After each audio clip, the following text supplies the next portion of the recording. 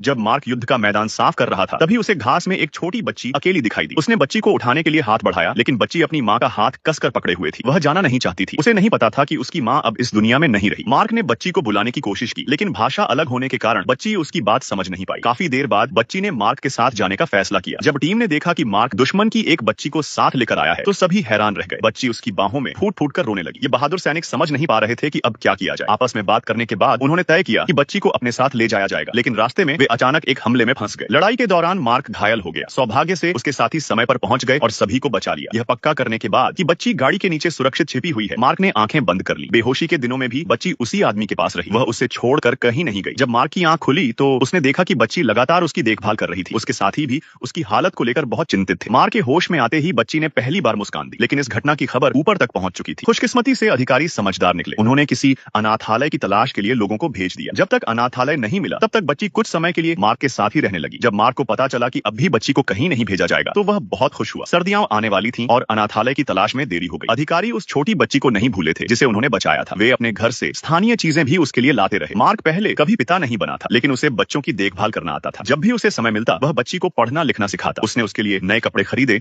और हर तरह से उसकी मदद की। वह चाहता था कि बच्ची अच्छी और सुंदर दिखे। धीरे धीरे वे एक सच्चा परिवार बन गए। गर्मी आ गई और बच्ची अपने लंबे बाल कटवाना नहीं चाहती थी। बड़े लोग उसके चारों ओर इकट्ठा हो गए ताकि उसे बाल कटवाने में मदद कर सकें। मार्क हर छोटी बात का ध्यान रखता था। बच्ची मार्क के साथ ही रहना चाहती थी, लेकिन मार्क ने इशारों से उसे समझाया कि लड़के और लड़कियां साथ नहीं रह सकते। वे एक ही बिस्तर पर नहीं सो सकते। बच्ची उदास मन से सो गई, लेकिन आखिर में उसे अकेले सोने से डर लगने लगा। वह चुपचाप उठी और धीरे से उसके बिस्तर में आकर सो गई।